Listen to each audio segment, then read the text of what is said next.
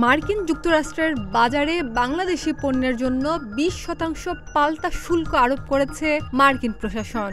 গত 2 এপ্রিল বলা হয়েছিল বাংলাদেশের জন্য শুল্ক হার হবে 37%, যদিও পরে 8 জুলাই তা কিছুটা কমিয়ে তারপর আরও কমিয়ে 31 জুলাই চূড়ান্তভাবে 20% শুল্ক হার নির্ধারণ করে দিয়েছে যুক্তরাষ্ট্র।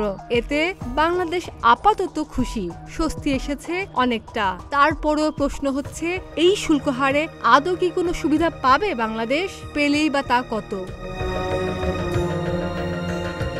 বাংলাদেশ মূলত যুক্তরাষ্ট্রের বাজারে পোশাক রপ্তানি সবচেয়ে বেশি করে। যুক্তরাষ্ট্র বাংলাদেশের পণ্য রপ্তানির একক শীর্ষ বড় বাজার।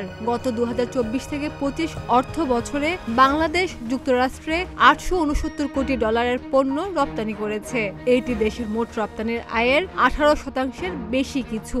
আর এই দেশটিতে রপ্তানি হওয়া বাংলাদেশি পণ্যের 86% বেশি হচ্ছে তৈরি পোশাক। সুতরাং বাংলাদেশ বেশি চিন্তিত তৈরি পোশাকের বাজার নিয়েই।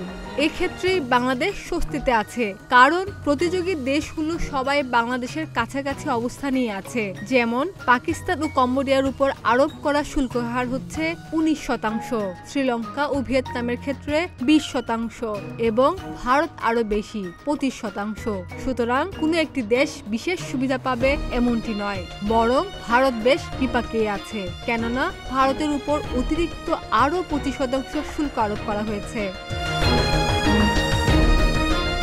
আবার ট্রাম্পের নির্বাহী আদেশ অনুযায়ী কোনো রপ্তানি পণ্যে যদি 20% মার্কিন কাঁচামাল ব্যবহার করা হয়, তবে পণ্যের মূল্যের ওই অংশের উপর 20% পাল্টা শুল্ক মওকুফ করা হবে। এর মানে হলো বাংলাদেশে তৈরি $10 একটি শার্টে যদি 20% মার্কিন তুলা ব্যবহার করা হয়, তবে পাল্টা শুল্ক শুধু $8 উপর প্রযোজ্য হবে, পুরো $10 উপর নয়। কারণ কিছু বাংলাদেশি রপ্তানিকারক তাদের পণ্যে ইতিমধ্যে আমেরিকায় উৎপাদিত তুলা 40% পর্যন্ত ব্যবহার করছেন, যার ফলে তাদের পণ্যে আরো কম শুল্ক প্রযোজ্য হবে। ডেস্ক রিপোর্ট, প্রতিদিনের বাংলাদেশ।